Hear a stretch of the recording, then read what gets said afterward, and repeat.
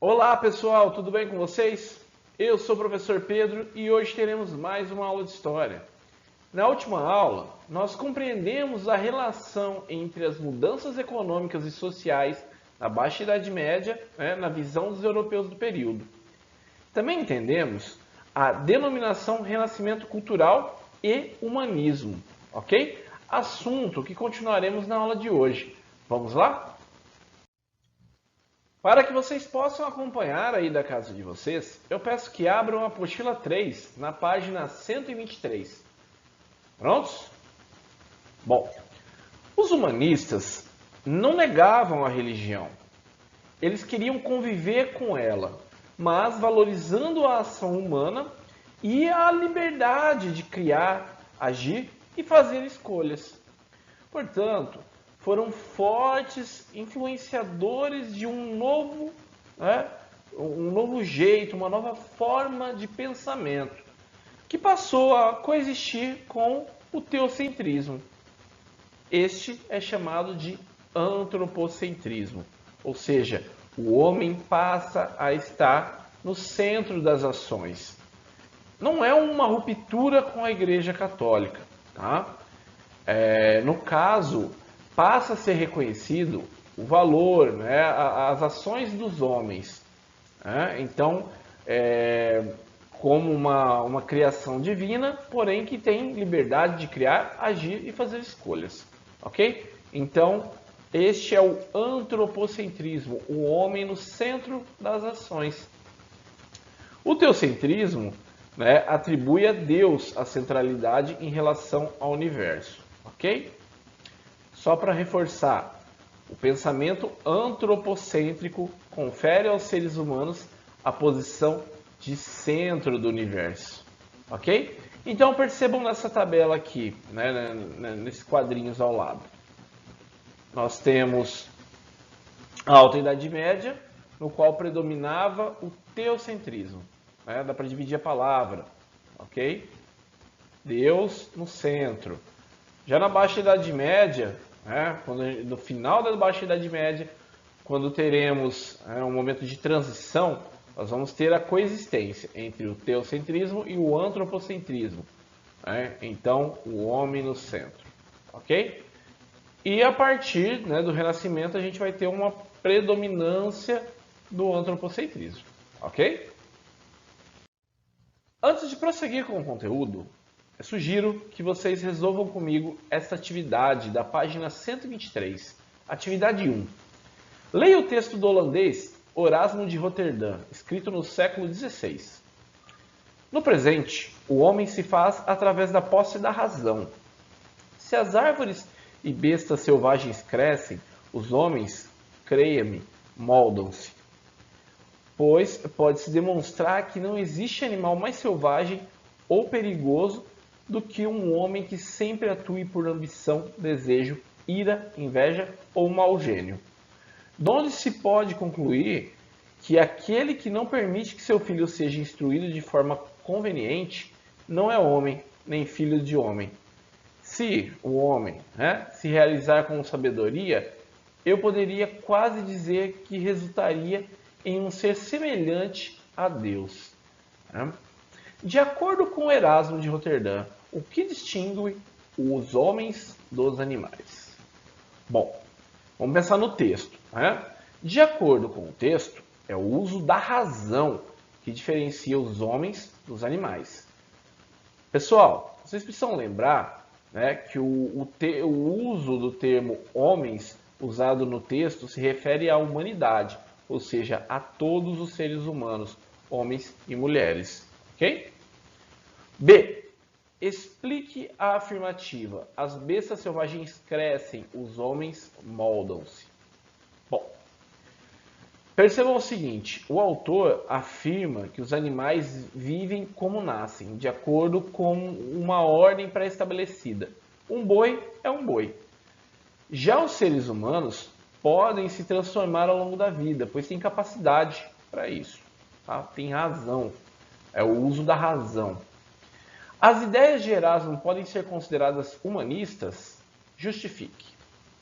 Sim, podem ser consideradas humanistas.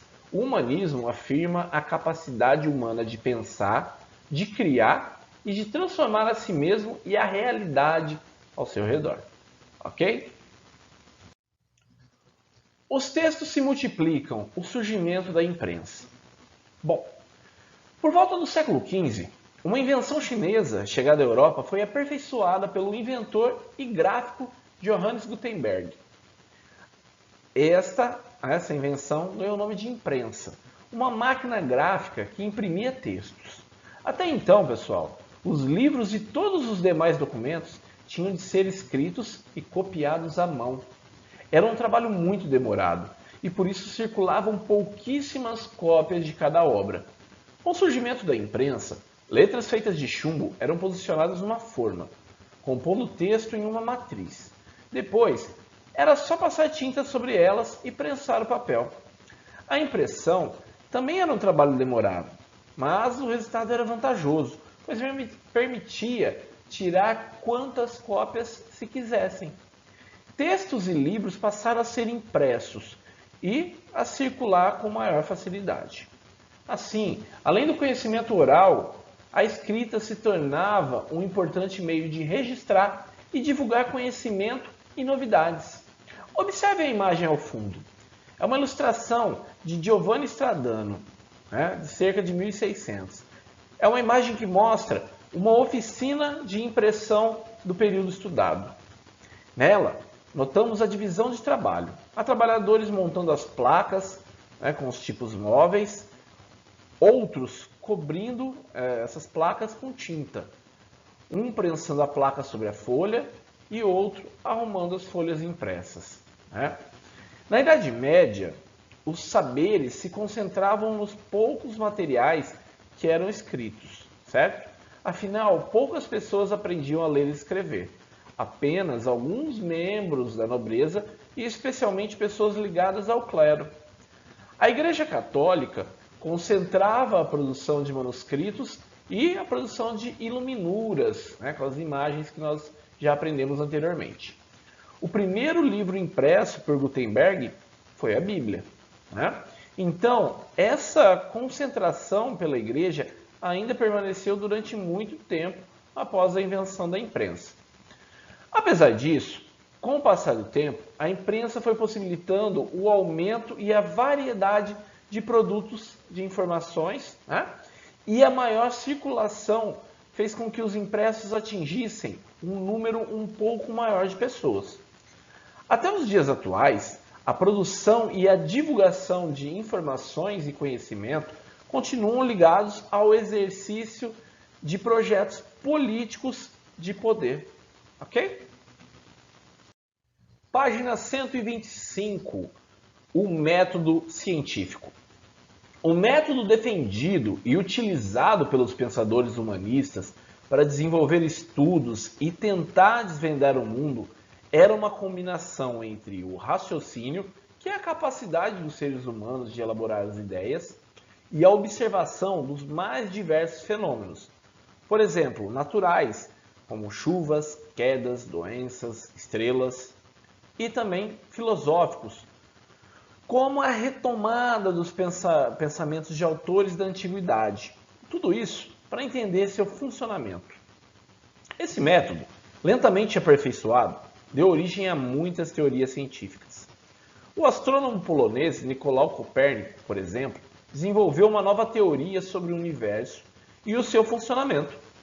Enquanto a Igreja Católica defendia que a Terra era o centro do universo, teoria conhecida como geocentrismo, ele defendeu em uma obra de 1543 que no centro do universo estava o Sol, que é a teoria heliocêntrica. E em torno do Sol giravam todos os planetas, inclusive a Terra. Temendo uma reação da Igreja, Copérnico acabou escondendo esse trabalho e somente publicou no fim da vida, no fim de sua vida. A Igreja defendia a teoria geocêntrica do grego Ptolomeu, que de acordo com esse autor da Antiguidade, a Terra era fixa no universo e em torno dela giravam os outros astros, inclusive o Sol. Essa teoria está representada nessa imagem que eu vou assinalar para vocês. Ok? Essa imagem, então, a Terra estava ao centro, né? Então, a teoria de Ptolomeu, né? Vocês podem ver que é uma ilustração que foi feita em 1708, ok? A teoria do Ptolomeu era defendida pela Igreja porque concordava com a concepção de que Deus era o criador de todas as coisas e o livro de Gênesis na Bíblia relatava a criação da Terra, sendo, portanto, o astro mais importante. Na mesma obra medieval, está a ilustração da teoria defendida por Copérnico, do século XVI, o heliocentrismo. De acordo com a teoria heliocêntrica, o Sol era o centro do universo, e em torno dele a Terra e os demais astros giravam. Décadas mais tarde, já no século XVI, o alemão Kepler inventou o telescópio e constatou que a órbita dos planetas era elíptica, ou seja, que eles giravam em torno de um corpo no espaço. No século XVII, o cientista italiano Galileu Galilei, observando as estrelas através do telescópio, comprovou a teoria de Copérnico. Essa descoberta foi muito importante, pois a partir dela, outras teorias sobre astronomia e física puderam ser criadas.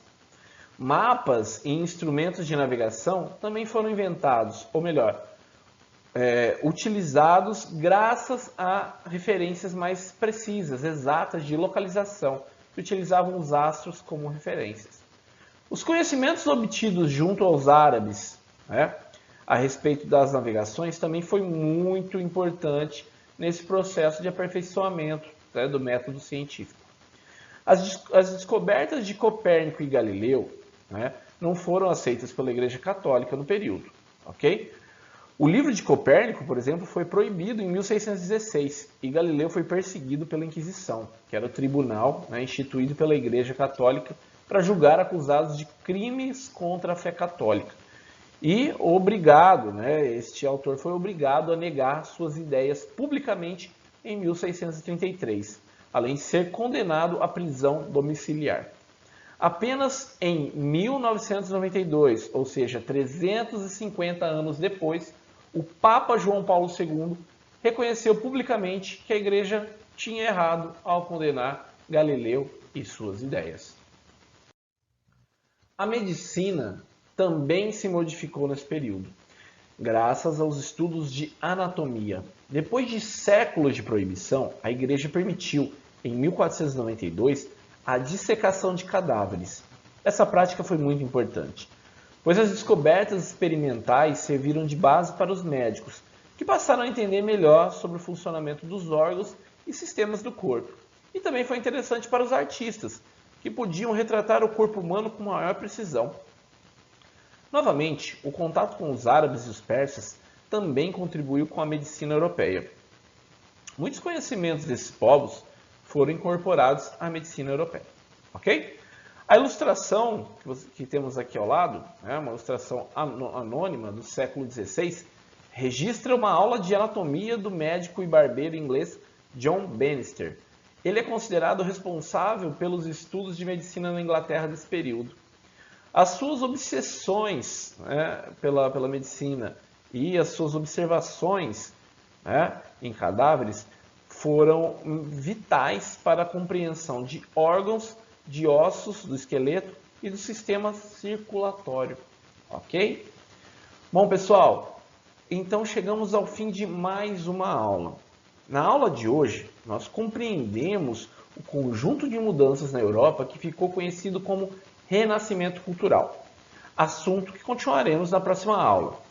Na próxima aula também iremos aprender sobre a arte dos renascentistas, ok? Bom, espero que tenham gostado da aula de hoje. Acima está meu contato caso tenham dúvidas, ok? Bons estudos, muito obrigado e até a próxima aula.